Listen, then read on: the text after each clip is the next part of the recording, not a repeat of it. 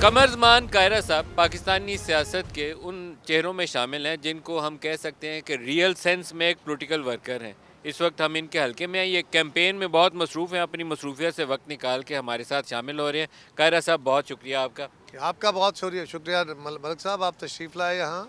आपकी क्रू का बहुत शुक्रिया कि आप हमारी कैंपेन में शामिल हुए। NA65 कैसा मैच चल रहा है? सर मैं तो कोई मैच नहीं खेल रहा, मैं तो लोगों के पास अपना मुकदमा लेके जा रहा हूँ कि मेरे खिदमात आपके सामने हैं, मेरी पॉलिटिक्स आपके सामने है। अगर आप मुझे सहल समझते हैं कि मैं आपकी बेहतर नुमाइंदगी कर सकता हूँ, या माजी में मैंने बेहतर नुमाइंदगी की है, तो मुझे फिर मौका दीजिए। मैं किसी के साथ मुकाबला करने जा ही नहीं रहा। अच्छा, इस इलाके में अगर बैनर या रोड्स के ऊपर प्रेजेंस देखें तो आप लोगों की अच्छी खासी प्रेजेंस नज़र आती है। वोटिंग डे तक आप इसको कैसे लेके जाते हैं? आपने कुछ सोचा है इसके ऊपर? स्ट्रेटजी क्या है आपकी?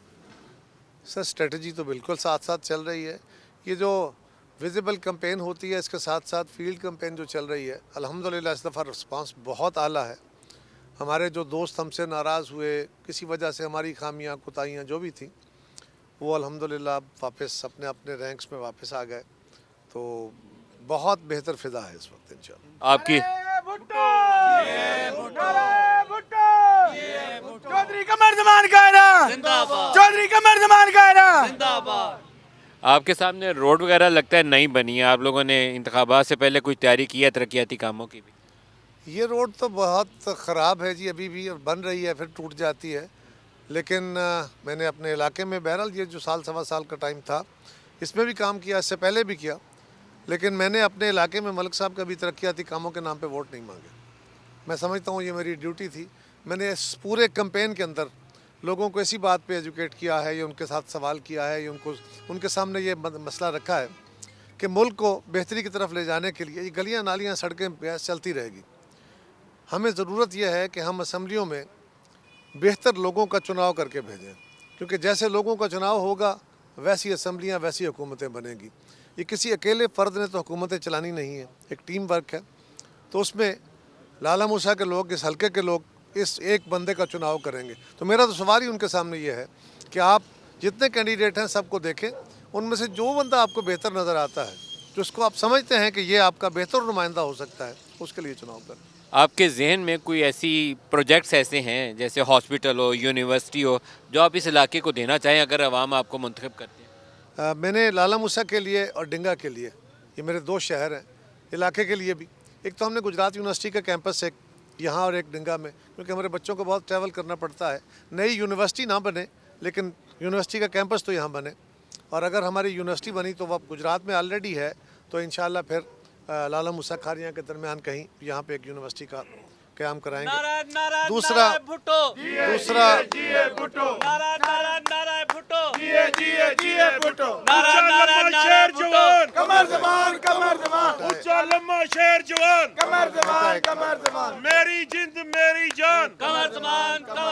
दूसरा मेरा ख्वाब यह है, मेरी कोशिश ये है कि लाला मूसा शहर का एक बड़ा मसला निकासी आब का है।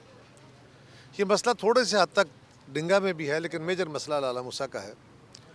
लाला मूसा के लिए एक हमारे जो छोटे शहर हैं, बड़े शहरों में भी यही आलम है, छोटे शहर ख़ास तौर पे इसका शिकार हैं कि हमारे को लेवल नहीं है शहर के निकले हुए, और मकान बनते हैं, गलियां बनती हैं, सड़कें बनती हैं, वो ऊंची की जाते हैं, और उससे एक अनइवन ग्रोथ हो रही है।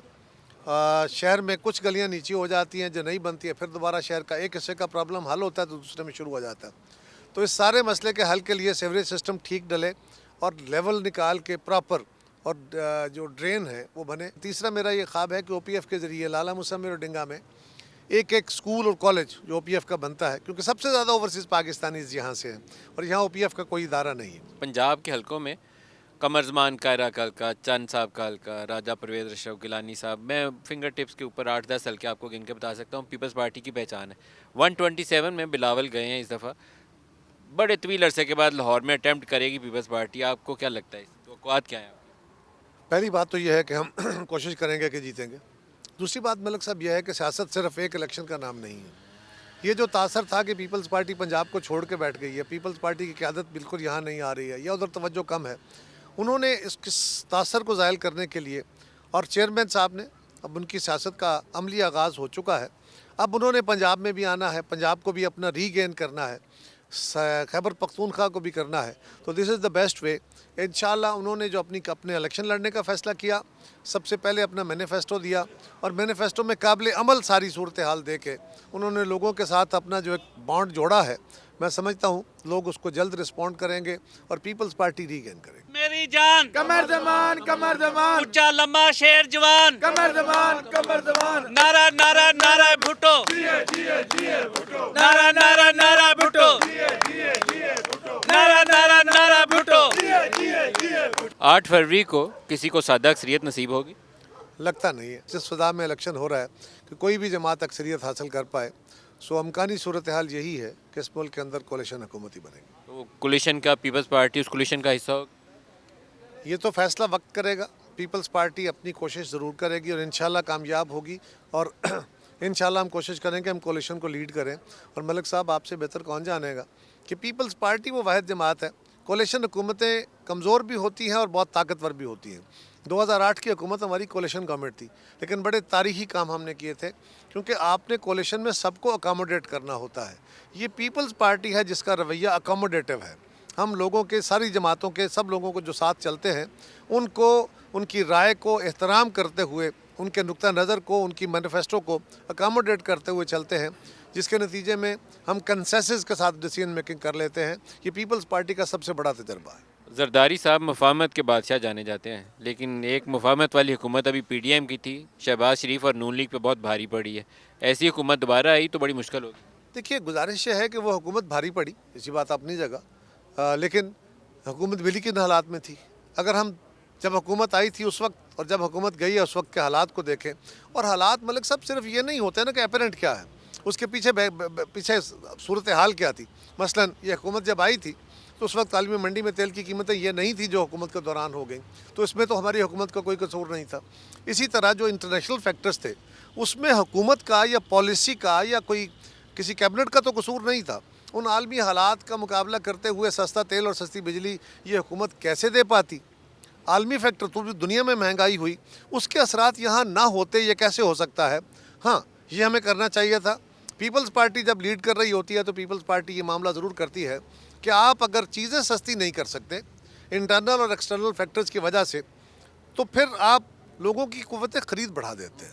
جو ہم نے تنخواہیں بڑھا کے, پینشنیں بڑھا کے, بے نظیر انکم سپورٹ پروگرام چلا کے, اور مزدوروں کو سپورٹ فراہم کر کے, کسانوں کو ان کی فصلوں کی قیمتیں دے کے, اس کے ذریعے سے لوگوں کی قوت خرید بڑھائی اور لوگوں میں آسانیاں پیدا ہوئیں. یہ تو نہیں ہے کہ مہنگائی اس دور میں ختم ہو گئی تھی, اس دور میں بھی تھی, لیکن ہم نے قوت خرید بڑھا کے لوگوں کی لیے آسانیاں پیدا کر لی. اب بھی ہمارا یہی ہے کہ جہاں پہ ایکسپلائٹیشن کر کے جو مڈل مین ہیں وہ ناجائز منافع خوری کر رہے ہیں, اس کو کرٹیل کرنا بھی ریاست کا کام ہے, اور دوسری طرف قوت خرید بڑھانا.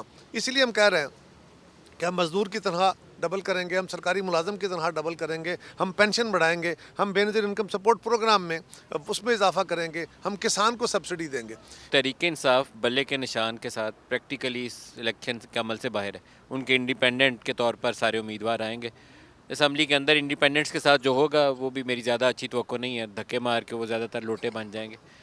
لگتا ہے آپ کو مستحکم حکومت بن جائے گی یا ایک بے یقینی برقرار رہے گی؟ پہلی بات تو یہ ہے کہ پی ٹی آئی اس وقت جس حالت کا شکار ہے وہ قابل افسوس ہے. وہ کسی صورت میں ہمارے لیے نہ تو اطمینان کا باعث ہے اور نہ کسی خوشی کا باعث ہے. اس سے پاکستان میں ایک سیاسی عمل کے اندر اضطراب ہے. صرف پی ٹی آئی نہیں, سارے ملک کا سیاسی نظام اس وقت بھائی جیک ہوا پڑا ہے اور اس وقت جکڑا ہوا ہے. لیکن یہ پی ٹی آئی کی قیادت اور ان کے کچھ لوگوں کا یہ ان کے کیے ہوئے اپنے اقدامات کی بدولت ہوا ہے. انفارچونیٹلی جب ہم انہیں کہہ رہے تھے کہ ہمارے تجربے سے سیکھ کے ڈائلاگ کے ذریعے بیٹھ کے پولیٹیکل فورسز اپنا معاملہ حل کر لیں, اور حل ہونے کے نزدیک پہنچ گیا تھا, وہاں پہ اڑ کے انہوں نے اپنے لیے بھی گڑھے کھودے, ہمارے لیے بھی کھودے. یہ بڑا افسوسناک ہے. یقیناً ان کے لوگوں کے لیے الیکشن لڑنا بھی مشکل ہے. اگر وہ سیٹیں لیں گے تو جو آپ نے کہا ایسے خدشات تو موجود ہیں, ہماری سیاست کے اندر ہوتا رہا. ہمارے تو نشان پہ لیے ہوئے جیتے ہوئے بندے پیٹریاٹ بنا لیے گئے تھے. انڈیپینڈنٹس کی تو کیا حالت ہوتی ہے. لیکن مجھے نہیں لگتا, اللہ کرے میرا خدشہ, میرا تحفظ جو ہے یہ بالکل غلط ثابت ہو کہ جس فضا میں الیکشن ہو رہا ہے یہ کسی بڑی اسٹیبلٹی کا باعث نہیں بنے گا. بہت شکریہ قمر زمان کہہ رہے سب. اونچا لمبا شیر جوان, کمر زمان کمر زمان, نعرہ نعرہ